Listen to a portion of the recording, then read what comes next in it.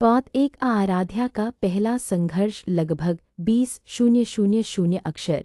धूप हल्की हल्की गांव की गलियों में उतर रही थी, मिट्टी की खुशबू हवा में घुली हुई थी। सुबह के 6 बजने वाले थे और बाकी बच्चों की तरह अभी आधी नींद में नहीं, बल्कि पूरी जागरूकता के साथ एक लड़की अपने दिन की शुरुआत कर रही थी। आराध्या। गांव छोटा था पर उसके सपने बहुत बड़े। उसकी आंखों में एक अलग चमक थी, जैसे कोई चिंगारी जो बुझने नहीं देती। आराध्या का घर मिट्टी से बना एक साधारण सा कच्चा घर था। खिड़की पर तिरछा टंगा पुराना पर्दा हवा के साथ नाचता रहता। घर के बाहर एक टूटी हुई साइकिल, जिसे उसके पिता कभी कभी ठीक करने की कोशिश करते, पर फिर वही हालत हो जाती। उसकी माँ सरिता सुबह सुबह चूल्हे पर रोटियां सेक रही थी और उनके हाथों में वर्षों की मेहनत की लकीरें साफ झलकती थी। पिता मोहन किसान थे, कर्ज सूखा और फसल की चिंता उनकी आंखों में अक्सर दिखती थी, मगर फिर भी हर सुबह अपनी छोटी सी बेटी को मुस्कुराकर स्कूल भेजते थे। आज भी वही दिन था।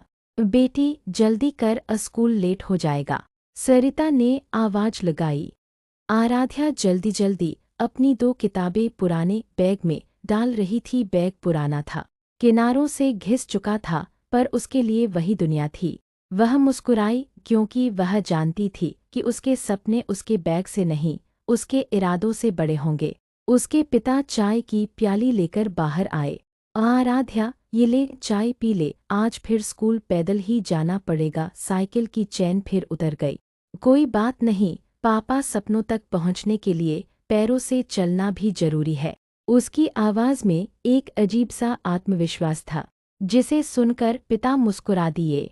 स्कूल का रास्ता और सपनों का बोझ।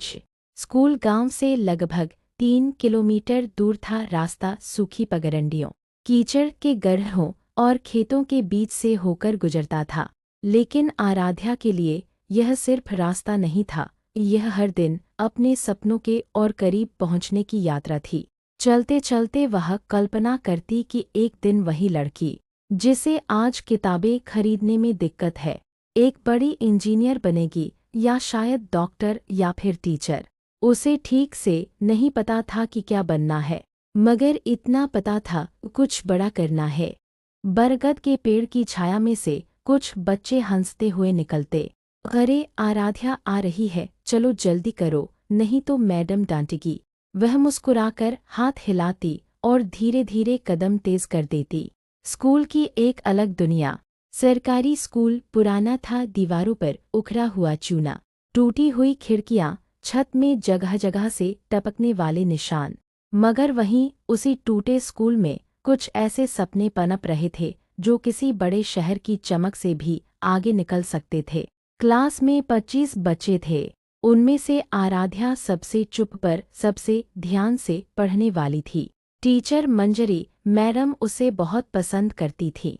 वह अक्सर कहती, अगर इस गांव से कोई बच्चा सबसे पहले शहर जाकर बड़ा नाम करेगा तो वो आराध्या होगी।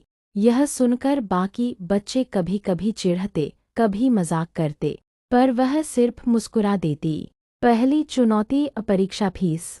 घटना तब की है जब 6ठी कक्षा की परीक्षा करीब थी।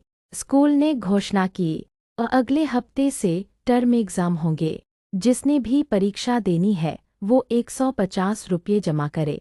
बाकी बच्चों के लिए यह छोटी बात थी, पर आराध्या के लिए 150 रुपये बहुत थे।